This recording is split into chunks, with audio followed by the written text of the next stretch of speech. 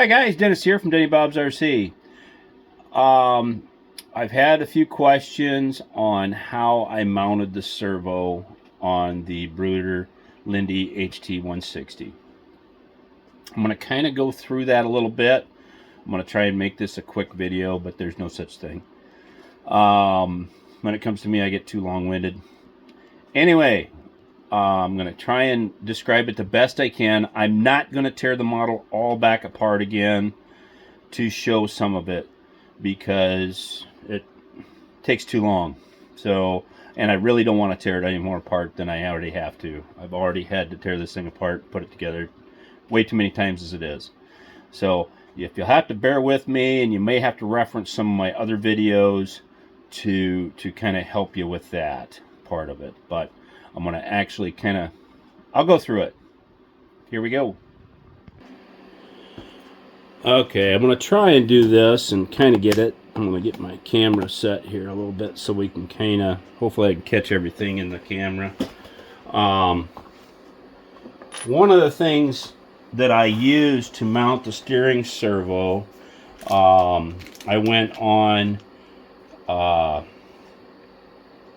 Servo City's website, and they have this Go Build a servo mounting stuff, and it's basically this kit comes with the bolts and these two brackets.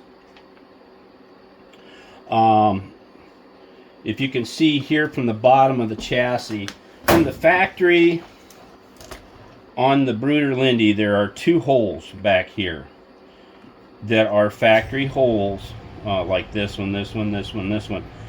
Just factory holes that are already in the chassis. And if you look, this basically perfectly lines up with those two holes. Now, this back part of the chassis is kind of tapered this way and is kind of rounded. So this being square would not fit in that spot perfectly. So what I ended up having to do, let's see,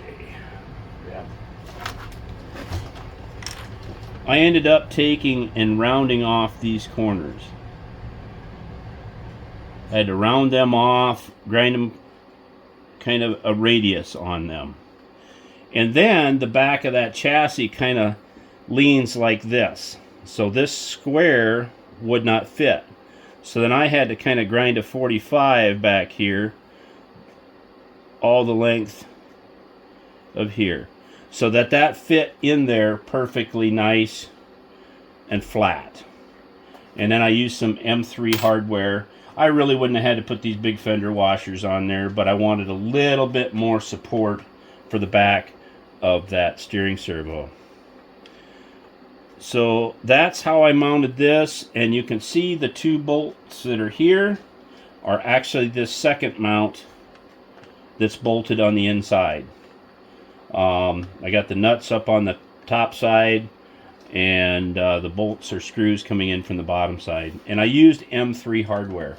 And I have a lot of the M3 hardware left over from the Tamiya chassis kits, but you can also get M3 assortments with like Allen-headed screws, or hex-headed, whatever you want to call them. This one's a countersunk one. This is an M4. I use that in another spot that I'll go through on this. Then I went to Servo City and got one, and I didn't go and buy anything here recently. This is stuff I had on hand for projects. I buy all kinds of parts through Servo City, little servo mounts and extra servo horn stuff and all kinds of things. But for this model, and I think I show it in one of my other videos, and I'm not sure which one it is. I've done 6 videos on this machine. I get the servo mounted in there, and it mounts right on these brackets. And they send the little M4 screws to hold that servo in place. Now the only problem with that is from here to here, there's about an 1/8 of an inch step. I believe it's 1/8, might be 3/16. Just a second. I'm going to pause the video. Okay, I'll get out my... Alright, let's see what this is. Yeah, it's 1/8 inch. It was an 1/8 inch by 3/4 is what this is.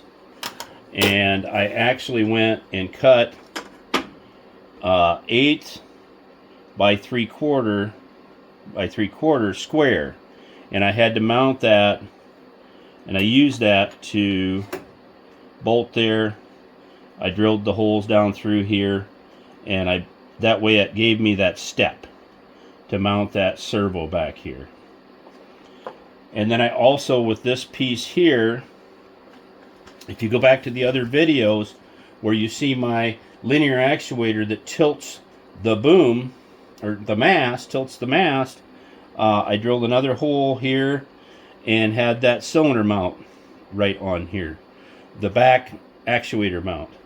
And it worked perfect to give me a nice spot to get all that mounted to. Hopefully this is making sense, guys. I mean, I can't build it for you. You're gonna have to use your imagination. The next thing I did was I actually took this servo horn. I cut half of it off. I had to find where center was on the... I used my servo tester, get my servo completely centered, because sometimes these splines are off. You know, you set it here and it's perfectly straight. Now you set it here, now it's off one side, or it'll be off another side. I had to figure that out first. That way I can kind of start with the servo basically centered stroke. And with this all mounted in here, then I took and I cut one of these arms off.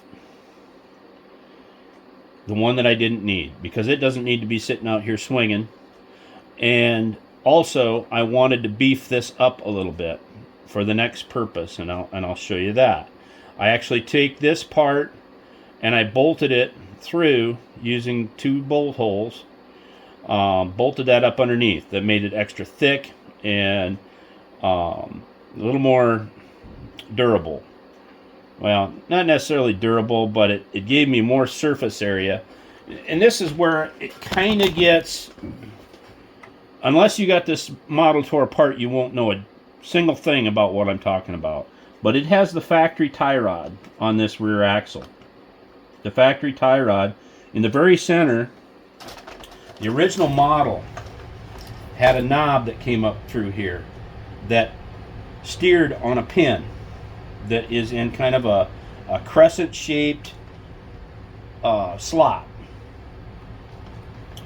I actually drilled and tapped that pin that sticks up. It's plastic. Drilled and tapped it to an M4.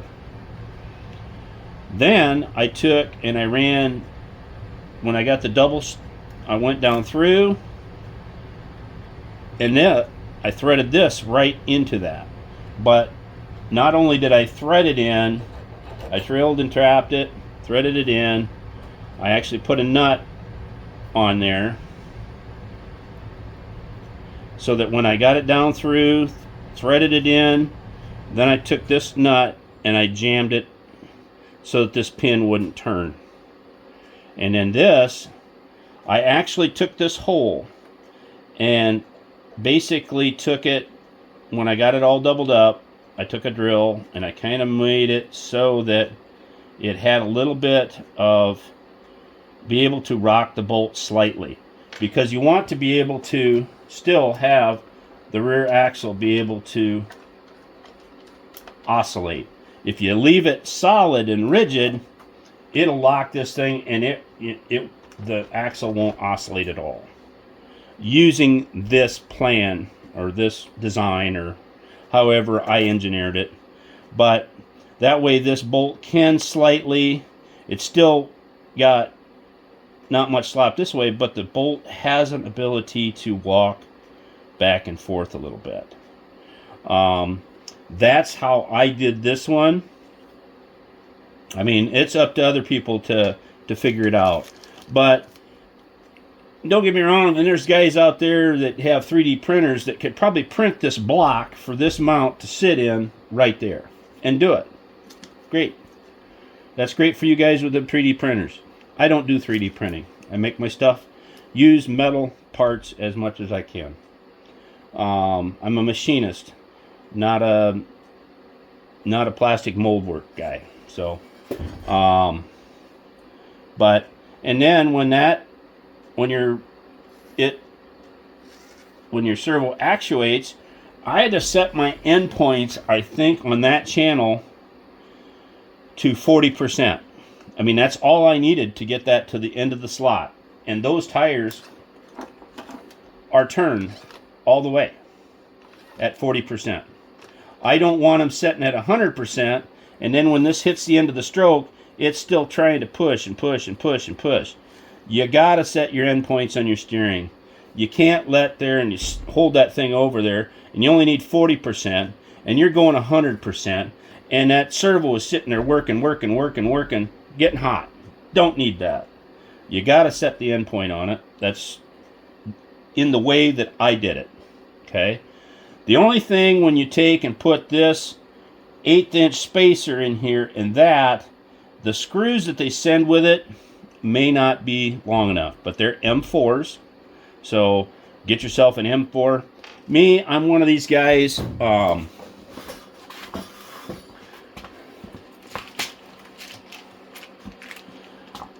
I have an M4 screw assortment. You know, you can't build this stuff without buying yourself, if you're going to do it and do a lot of it. And I have an M3 bolt assortment. And I actually have a brand new another box of this stuff. The amount of money I spend on hardware is absolutely ridiculous. But I'm not running to the store every time I want a couple of bolts. You know, takes money and gas to drive to the store to get 2 or 3 M3 bolts. To hell with that. I have assortments of that stuff here. But anyway, and this is the Go Builda. I used to get a lot of the Actobotic stuff that Servo City used to sell.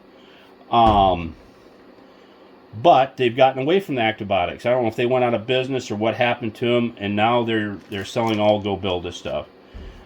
That's the steering servo setup that I used on this machine. It's working for me. The only problem I could see down the road is maybe that plastic factory axle tie rod at some time may get fatigued and not function properly anymore. That's entirely possible. But at that point in time, I will actually make my own tie rod that goes through here, if it does ever happen. But I have a second additional model here that I bought another one just for parts, just in case something fatigues and breaks on this. That's the reason I buy the second model. You know, I wanted a second additional mast on hand for any parts that may break, because it's plastic. And I wanted a bunch of other pieces. So I went and spent another $75 to get a second model. That's the way it is. I'm that type of person. You know, I'm going to buy a second one so that I have parts on hand. So hopefully anybody that's wondering about how the steering servo situation is mounted in there, this kind of answers it. This is the way I did it.